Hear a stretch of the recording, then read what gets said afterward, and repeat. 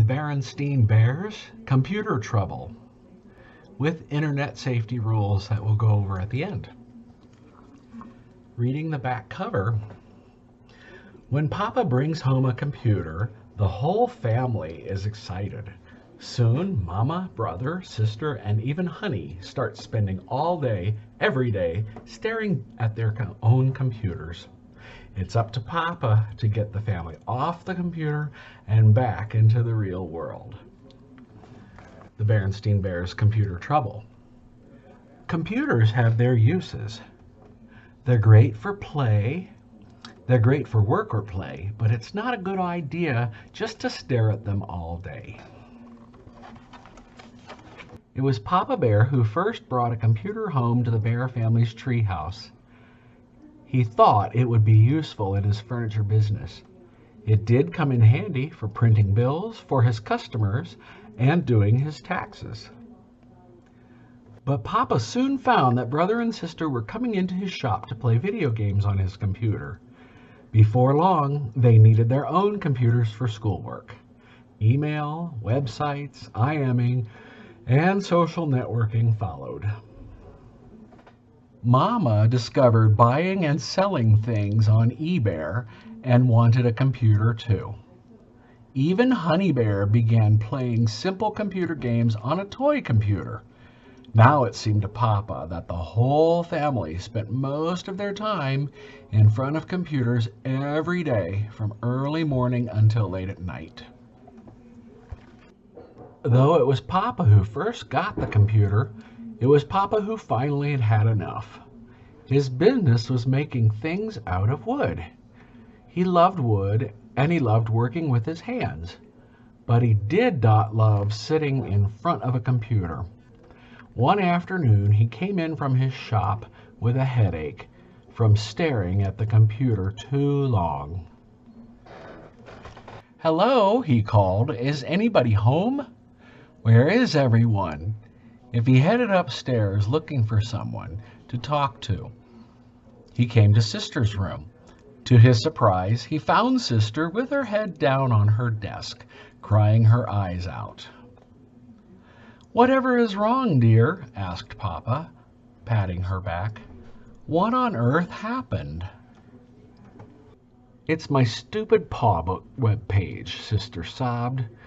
"That awful Billy Griswold wrote on it that I am a fuzzy-faced hairball for all my friends to see, and now they're saying we're in love." She burst into a fresh fountain of tears. Papa rolled his eyes. Computers, he thought. Nothing but trouble. "Come on," he said. "Let's figure out how to deal with this on your paw book page." Then Papa noticed loud music coming from Brother's room. He went next door and found Brother playing music on his computer while looking at soccer gear on a website. "Aren't you supposed to be doing your homework?" asked Papa. "Don't worry, Papa," said Brother. "I'm working on it between checking out websites. See?" He clicked his mouse and showed Papa his homework on the screen. Papa rolled his eyes again as Sister called him back to her room. He peeked into Honey's room across the hall. Even she was playing a game on her computer. Farther down the hall, Papa could see Mama at her computer too. Then the doorbell rang. "Can you get that, dear?" called Mama. "I'm busy bidding on something on eBay." Wearily, Papa headed downstairs.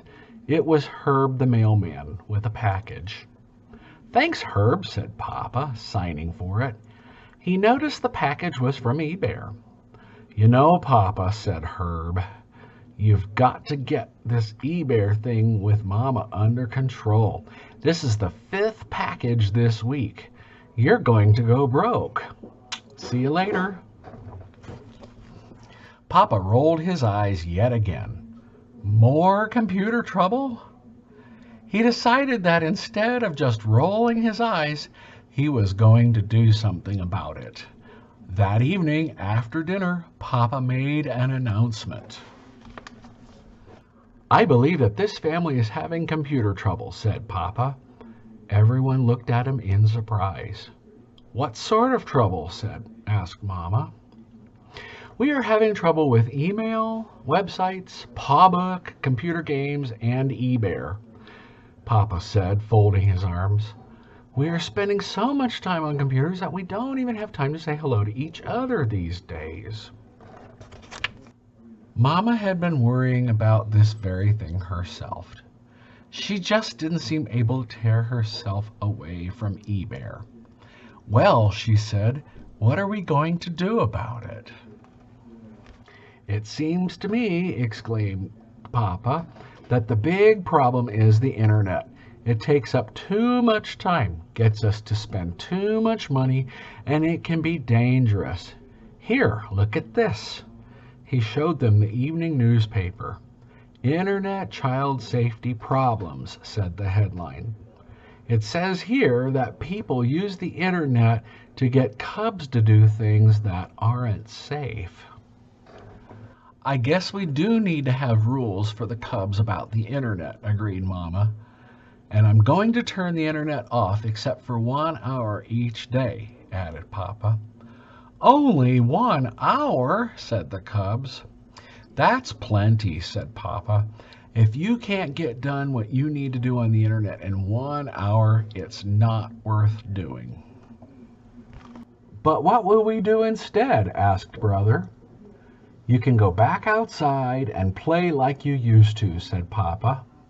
You can play ball, go skateboarding, ride your bikes, fly kites, go fishing, go for a 5-mile hike, pick wildflowers, watch clouds, walk the dog, play with kittens, collect rocks, pretend you're space bears, run around in circles and get dizzy, make mud pies, catch bugs, chase each other, and scream. Sister and Brother giggled. It sounded like fun. After school the next day, Brother and Sister did get outside to play like they used to.